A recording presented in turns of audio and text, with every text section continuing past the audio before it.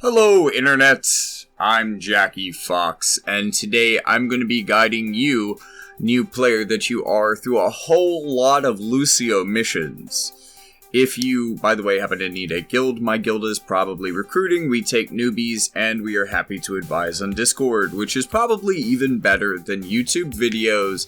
However, this is still the guide that I would give to my newbies, so I guess this is about as good as you're going to do. It's based on, well, reading Woad of Calc, discerning the ways that these levels were meant to be beat, because they're relatively easy puzzles if you study them, and then showing you how to do it even if you are a weaker player. And, I mean, like, pretty much day one, a lot of the way that these missions are designed, if you've made some basic investments into a character like Lucio, then you can probably get through them. There isn't really a lot of specific stuff. You're going to want bells, although all players are going to want bells. It's kind of redundant for me to say that here, but I guess you are a new player. Maybe you'll want bells for your Lucio. I'm going to be using it a lot. Maybe even build Leona's Castle. I end up using it a lot during here, and it's really easy to build up to its level 40 at max. And it gives you 25 defense and spirit. That's kind of always a good option in your main slot if you need to tank some stuff out. And it's like an R rarity card, so you're gonna have it. You've got this. And you're probably gonna be able to build it. So it's one of the really easy early on things that you can do for like cost limited. And I'm gonna actively try to use as much as I can. Also, try to use stuff that you can build, but one problem that we're gonna face is that my Lucio is at level 120 and there is nothing I can do about that. Especially relevant when we're talking about the mission, the weak point, at which you should be at level 89. And that's going to be the mission that we get into first. I don't know why I'm filling my barracks right now. Maybe I'll cut this part out of the video. Maybe I'll just stop talking.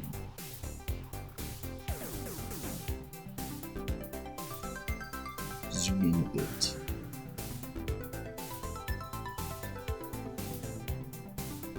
So one thing that I am going to walk you through first, this is potentially helpful if you have a little bit of a difficulty with this mission, not what I would recommend that you do first, but let's talk about respecking an Esper for the weak point. If you are a completely new player, it may actually be really difficult for you to get a level 99 Esper. That's probably a big part of this.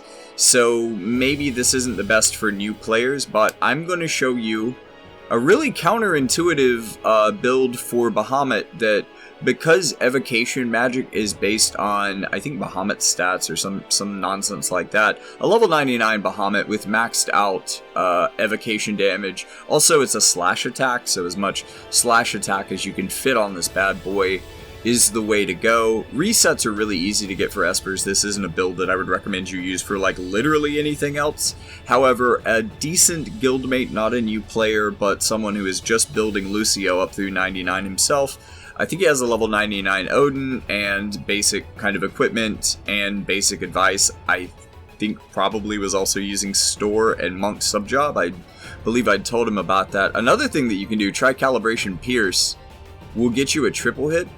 And those hits are going to be added together for the total damage, so you have kind of an ability to let chaining and criticals build your damage up more.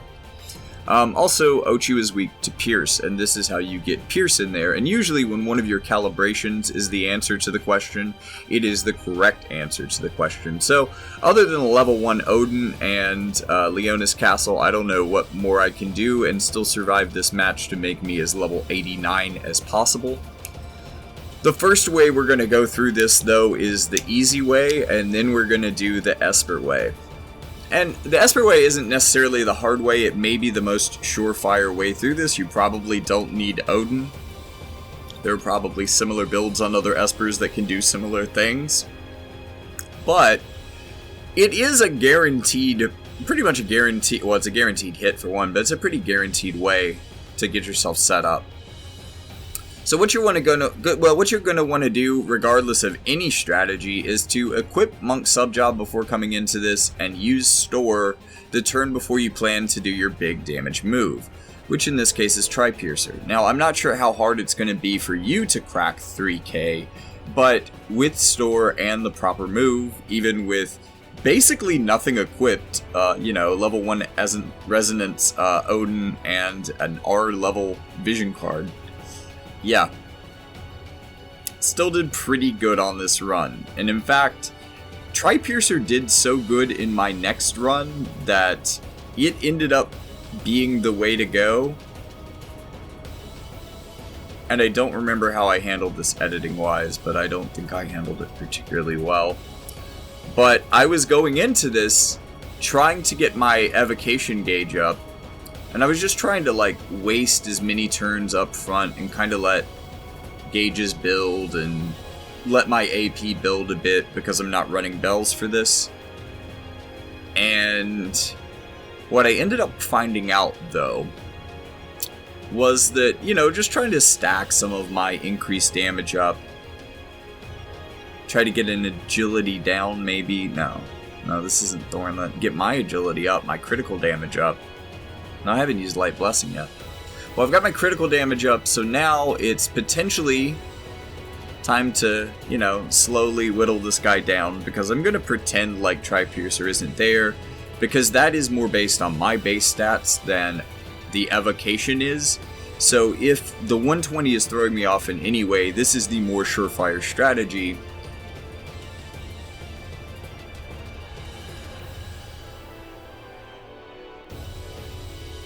It just takes a little while to build up this evocation gauge, is the thing.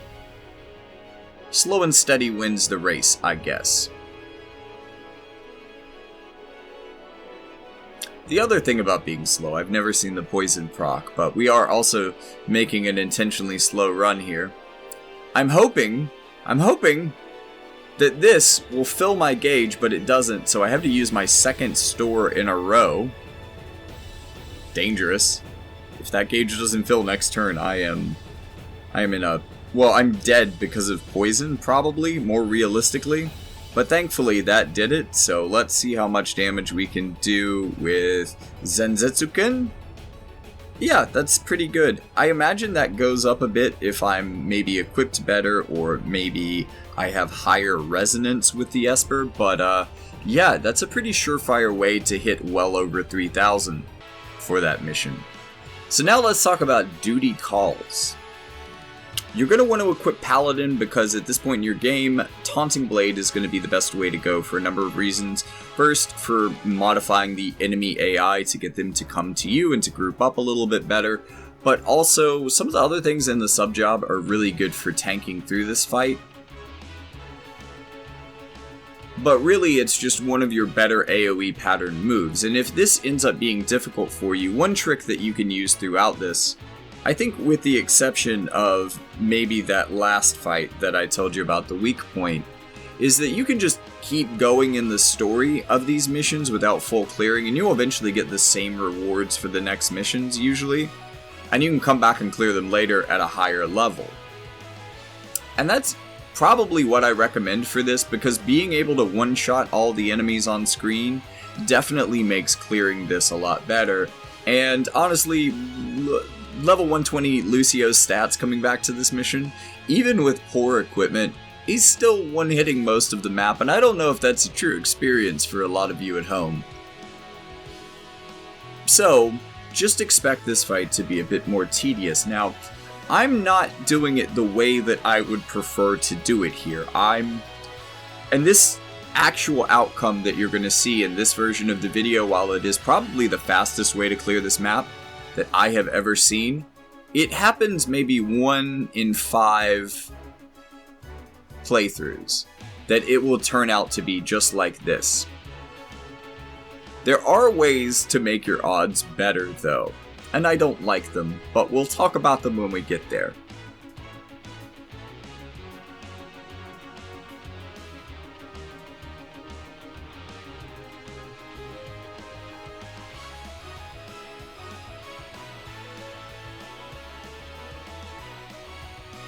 Once again, Paladin subjob giving me a lot of options for being able to stand in place and tank and wait for people to line up. Come on, somebody get in line with these two. I feel like I'm playing a really weird game of tic-tac-toe! Bingo! Now, can we execute before someone moves? It's looking like yes. And here comes the Taunting Blade. Thankfully, none of these guys has courage. The dark unit, I believe the one that's staring down Camilla right now is the one with courage. Nope, it was the other one. There, yep, no, he just lived and died off screen. Very courageous unit. And this is one of the advantages to kind of getting that placement and waiting there, is that it's kind of a nexus point. And as long as you aren't standing in that space, that seems to be the best point to wait for that opportunity. And it's also a place where that other courage unit probably isn't going to have had time to get into your pattern yet. So ideally, this is the way that you go, and looking at the length of my recording, I'm questioning if this is in fact the fastest. Or if I shenanigans something in the next run. We will see.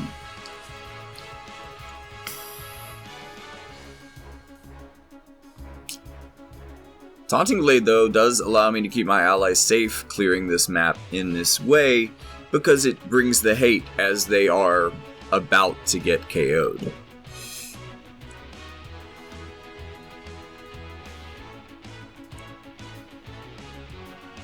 So, regardless of what you do, this is probably going to be your placement for turn 1. I'm being a little bit more selfish here and buffing myself, getting my AP up early on.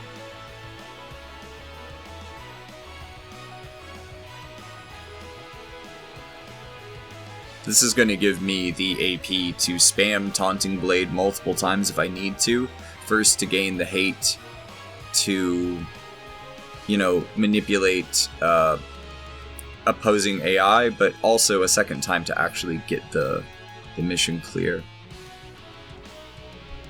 Really novel way of using Taunting Blade is to murder Camillo's life total real quick.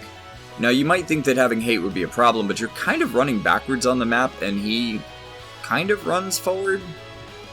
He's a Dragoon. If you have to attack one of them to bring their health down while gaining hate early in the mission, it's probably Camillo. And the reason for that is that A, he can really get in the way of stuff because of his weird Dragoon mobility. B, El Sorel is going to come down slowly from the side and kind of funnel people with you. And, he's just going to get out there before you so that your hate doesn't matter, and that's going to get him KO'd really early, to where, El Sorel can get kind of proper placement to funnel people to you. So this strategy ends up, other than, getting your hate really early and stabbing your best friend in the back, or, well, I guess acquaintance, stabbing an acquaintance in the back to gain hate, which is, a pretty appropriate way to gain hate. Anyways, that's actually a quicker way to kind of shortcut the whole process and get your Taunting Blade kill. So for this mission, we need to make a chain of 5 or more and get 6,000 in one hit. Now, what you're going to have to do is do probably his offensive passive, the one that gets his attack up, and try Calibration Pierce, because you are playing with Glaciella. And probably the only units on this map that will be able to tank around long enough to actually get the chain that you need and the damage that you need, and let's do both of these things at the same time. Monk's sub-job is going to give you store, but it's really hard to coordinate with Glaciella, because the way that you're trying to do this is waiting until she uses Triple Piercer, and then you have to be able to get in range before that unit moves to hit it with Tri-Piercer after preferably using store the previous turn. So you have to somehow predict when Glaciella is going to use Triple Piercer, which is, I mean, if you want to think about it really heavily, and I kind of figure out how to do it in this fight, and you'll figure it out by at least the second one, and she'll use it pretty often, but they're kind of weak to Pierce or something like that, so she gets a little Pierce triggered around them, and, often she can get someone else in the AoE pattern. Also, just, Glaciella's solution to this problem is glorious. So, okay, we're getting another dark unit both behind me. I'm gonna hit store and hope that she... Well, actually, I'm gonna try not to get in her way, for one. But I'm also gonna hit store and just really hope that this works out, because that other dark guy is far away, and... Okay. Well, that didn't quite work out the way I wanted it to. I do have another store. And, I mean, she did just turn her pierce damage up, so we're almost certainly getting a triple piercer next turn. Let's just kind of wait it out and cross our fingers.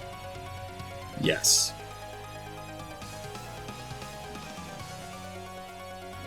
And now I just need to try piercer, and I have done both things at once. And woo, that is a lot of damage. Good Lord, Lucio. I'm barely equipped for this. Like, this boy is practically naked. Just slamming the missions. Yeah, honestly, there's probably easier ways to do that looking at that, but that's the one that works very well. You may not even need store. That probably makes this a lot more flexible. But yeah, I figured I'd just go for it while I was here.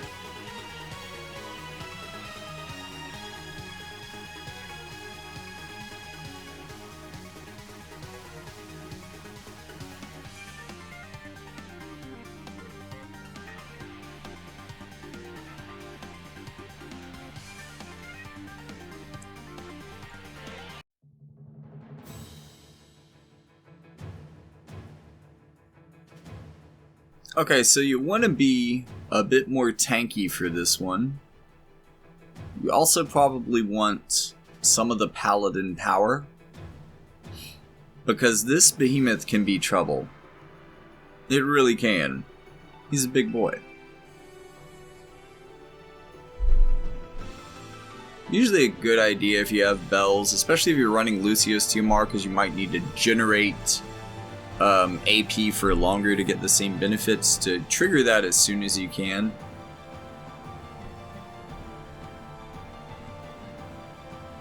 I think this is also the first map I might be running. Maybe not. Alright, so now's a good time to get in here. You can use a taunting blade if you want to. I mean, really, the missions for this are a little bit looser, so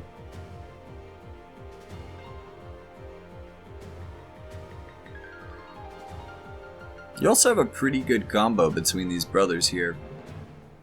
But as the light unit, dark units are yours to deal with. That's a pretty good way to go with them. At this point in the missions, though, you should be pretty high level, so some of the things that I'm not using, I probably could use that are a little bit later on in his kit. And I will probably continue to not use them for the rest of this, just out of courtesy. But also probably to handicap myself at least a little bit more than I have been. I mean, again, there's only so much that I can actually do to make my Lucio not awesome. I've made him awesome already. This is why you should make him awesome too.